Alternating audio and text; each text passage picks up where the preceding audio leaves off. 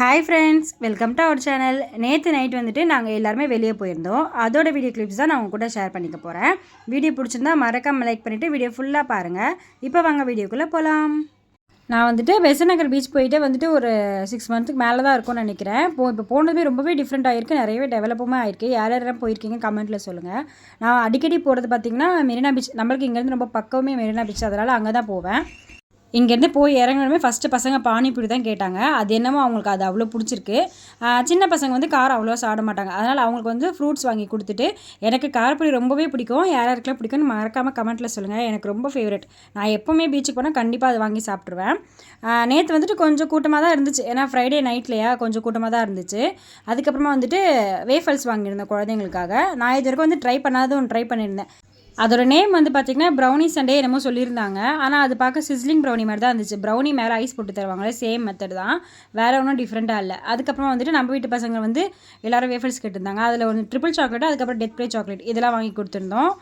பக்கத்துலேயே பார்த்திங்கன்னா burger shop தான் இருந்துச்சு. எனக்கு தெரிஞ்சு நான் போனதுலேயே வந்துட்டு முக்கால்வாசி ஃபுல்லாகவுமே வந்துட்டு பர்கரு, அந்த ஷவர்மா, க்ரில்லு, இந்த மாதிரி சிக்கன் ஐட்டம் தான் நிறைய இருந்துச்சு. ஏன்னா இப்போ நிறைய பேர் சிக்கன் தான் லைக் பண்ணி சாப்பிட்றாங்களே. ஏன்னா நம்ம வீட்டில் பசங்களே பார்த்திங்கன்னா வெஜிடபிள்ஸை விடவுமே சிக்கன்லலாம் அவ்வளோ ஒரு ஆசை வச்சுருக்காங்க. இதெல்லாம் சாப்பிட்டுட்டு அங்கே ஒரு கேமிங் இருந்துச்சு, ரொம்பவே பிடிச்சிருந்துச்சு. சரி போய் பார்க்கலாம், ட்ரை பண்ணலாம்ட்டு. இது பார்த்திங்கன்னா வந்துட்டு ஜென்ஸாக இருந்தாங்கன்னா ஒரே கையில் வந்துட்டு அந்த 10 ஸ்டிக்குமே பிடிக்கணுமா. அப்படி பிடிச்சா வந்துட்டு ஒரு பெரிய கிஃப்ட் ஏதோ இருந்துச்சுன்னு சொன்னாங்க. ஆனால் எங்களால் பிடிக்க முடியல. ஃபஸ்ட்டு அண்ணனா போயிருந்தாங்களா, அதில் 4 3 தான் பிடிச்சாங்க.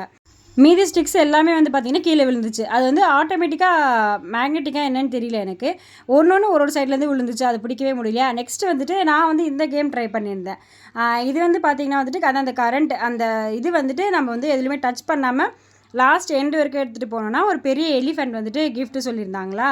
நான் வந்துட்டு இந்த லாஸ்ட் எண்டு இதுக்கு டேர்ன் பண்ணி கீழே வரத்துக்குமே வந்துட்டு நிறைய மொத்தம் எதுனா 7 பாயிண்ட்ஸு.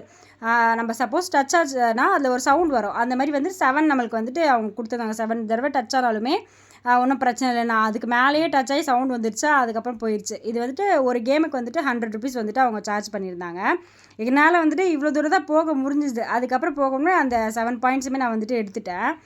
அதுக்கப்புறம் எனக்கெல்லாம் கையெல்லாம் உதற ஆரம்பிச்சிருச்சு. அது பண்ண அதில் நம்ம நார்மலாக பண்ணி சவுண்டு வராத அளவுக்கு ஏதோ போயிட்டு இருந்துச்சு. சவுண்டு ஒரு தடவை கிங் கிங் வர அவ்வளோ கையெல்லாம் உதற ஆரம்பிச்சிச்சு.